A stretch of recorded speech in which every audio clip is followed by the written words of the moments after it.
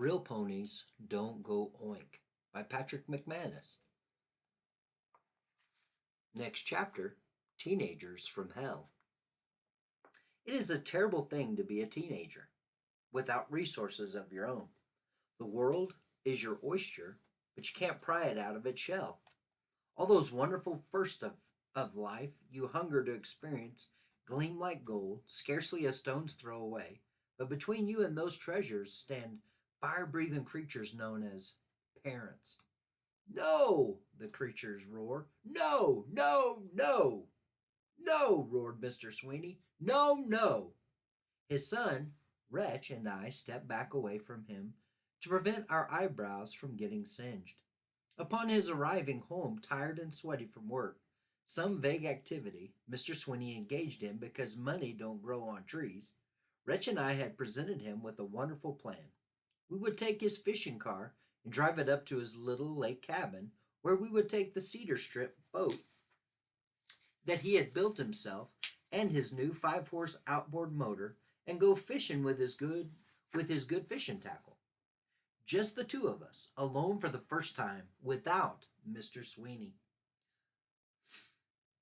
No, no, at regular intervals, he continued. Come on, Popper, just this once, Wretch pleaded. We won't hurt nothing. Absolutely not, shouted Mr. Sweeney. There's no way I'm going to let you two loons destroy my car, my cabin, my boat, and my new motor. Not to not to mention my good fishing tackle. I'll tell you what, he said, turning down the volume a few notches. You wait until next weekend, and I'll take the two of you up there fishing. How does that sound? But that's no fun, Popper. We want to do it by ourselves. How are we ever going to learn if we don't do stuff by ourselves?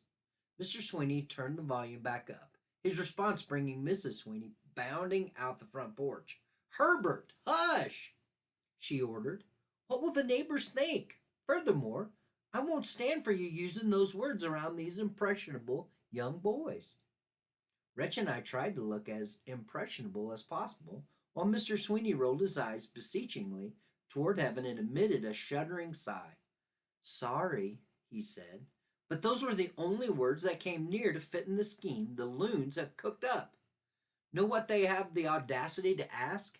They want, yes, yes, I know, go up to your cabin for a little fishing. I think it's perfectly reasonable request. Wouldn't you rather have them up at the cabin doing some wholesome fishing instead of hanging out down at the pool hall with a bunch of wild girls? No, I would not. I hung out down at the pool hall when I was a kid, and look at me now. I ain't turned out so bad. Why, heck, speaking of wild girls, look at Herbert Hush. I just don't see why I should have to loan them my fishing car, my cabin, my boat, my motor, Mr. Sweeney said to his wife. If you're so dad blame set on them enjoying themselves, why don't you loan them your washing machine, your uh, uh, your vacuum cleaner? Mrs. Sweeney smiled. Any time, Herbert, any time. Now quit being a stingy old grouch and help the boys get your fishing car loaded. Mr. Sweeney wasn't much help getting his gear loaded into his fishing car. Mostly he hovered about whispering vague threats to Wretch and me. You loons put one scratch on this car, and well, you just wait and see. Anything happens to my boat and motor, you leave that cabin a mess, and I guess Mr. Sweeney didn't want to tell us the specific horrible consequences because of our being so impressionable. At last the car was packed and we were ready to go. Mrs. Sweeney came out to see us off. She stood there with her arm around her husband, who was clenching and unclenching his fists as though each was around a tiny neck. They made a cute couple, Mr. and Mrs. Sweeney. Old but cute. Seeing the two of them standing there together must have touched a soft spot in Wretch. So long, Mummer, he said, and we really appreciate your letting us use your stuff, Popper. You're one nice father. Me and you don't always get along too good. I know, but there's something I need to tell you. Mrs. Sweeney smiled up at her husband, a tiny tear trembling in the corner of her eye. Yeah, what? Mr. Sweeney said gruffly, sounding slightly embarrassed. Only this, Popper. The fishing car's almost out of gas. How about you giving us a few bucks for gas money? Driving up to the fishing cabin, I said to Wretch, I noticed your father used those words again. Where did he learn words like that anyway? Well, the Marine Corps, Wretch said. They teach those words in boot camp. Use them to scare the enemy. They scared me, I said. Me too, Wretch said. But they're supposed to. We're the enemy. Wretch and I arrived at the lake cabin just before dark and went inside and started a fire. Luckily, we were able to smother it before it did much damage. I don't know why Popper doesn't buy a new gas lantern, Wretch said, rubbing off his eyebrows. Well, he'll have to now, I said. The flame shot darn near the ceiling. Good thing you had wits enough to throw your dad's fishing vest on top of it before you booted it out the door. Might have touched off a forest fire otherwise. You didn't do too bad yourself, tossing the bucket of water on the burning floorboards. The whole cabin could have gone up like a torch. The next morning, we dragged the little cedar strip boat down to the lake and we launched it. It was one of the prettiest boats I'd ever seen, about what you'd expect of something that had been lovingly crafted with hand tools over a period of 5 years or so. It rode like a dream, but the 5 horse motor sent it skimming up the lake like a shaft of gold light playing on the waves. The fishing was wonderful, too. By evening, we had 2 heavy stringers of perch and crappie. Night was oozing in around us by the time we started back down the lake. Wretch was rowing.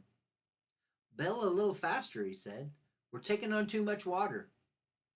I'm bailing as fast as I can, I said. You wouldn't think a little hole like that would let in so much water. Darn snag, Wretch said. Not only does it get the boat, it nails the motor too. I've been up here a dozen times with Popper, and he's never once mentioned that snag. You would think a person's father would mention an obstacle like that. Nope. All he does is shout. Not so fast! Not so fast! You'll run into something. I tell you, it makes me feel bad to see that kind of negligence in a person's own parent. Bell faster! Row faster! We finally made it back to the cabin, with a good 3 or 4 inches of the boat showing above water. We, tr- we tied up at the dock, threw what was left of Mr. Sweeney's gear in the car, and headed home. Now, I certainly didn't recall seeing that big rock in the road on our way to the cabin. Red said he was certain that it hadn't been there. The wrecker man said it had probably fallen down off the mountain after we had gone past on our way to the cabin, because, he said, any fool would have noticed a rock that size. The rock had gone right under the car, ripping off assorted parts, some of which were apparently fairly important because the car refused to run. Can you fix it? I asked the wrecker man. Fix it, he said. Only God could fix this car, and his bill would be almost as much as mine. You say a Mr. Herbert Sweeney will be happy to pay for my services, right? You boys just stand where I can see you until this Mr. Sweeney arrives, okay? Okay, Red said, but unless you have a strong stomach, I think it would be better if he picked us up down the road a ways. An hour after a collect call to the Sweeney residence, Mr. Sweeney's other car came roaring into the gas station. Mr. Sweeney got out and stood there for a moment, staring at us. I wished he had been a little more specific about the consequences of our destroying his belongings. Then he rushed at us. You're both still alive, he cried. No missing limbs, no broken bones. Nah, Popper, we're okay, Red said, cringing. But we destroyed your fishing car. That piece of junk, good riddance. And we hit a snag and broke a hole in your boat and knocked out your new motor. The boat's mostly sunk, but tied up at the dock. You managed to get it back to the dock? That's wonderful. I thought I'd never see it or the motor again. And we had a fire in the cabin, but we got it put out before it did much damage. You mean you didn't burn the cabin to the ground? I can't believe it. This is fantastic. And you two loons are still alive to tell about it. I never thought it could happen. Maybe you guys are actually ready to go out on your own without me tagging along all the time. By goodness, I can hardly believe you made it back alive. What a relief. Driving back home with his father, Wretch and I slowly recovered from the shocks of the day. Indeed, the good cheer of Mr. Sweeney proved infectious, and soon Wretch and I were giving him a hilarious account of our adventure, to which Mr. Sweeney responded with a great mirth. And then I kicked the lantern right out the door, Wretch said, and busted it all to smithereens. Ha ha ha ha! Kicked it out the door and busted it all to smithereens, shouted Mr. Sweeney. Ha ha ha ha! But wait, there's more, Wretch said, wiping tears from his eyes. We put out the fire with your old fishing vest. Burn a big hole in it. Burn a hole in my old fishing vest, Mr. Sweeney said, not laughing. Burn a hole in my fishing vest? Don't press your luck, Wretch. Don't press your luck. As Wretch said later, that was the problem with parents.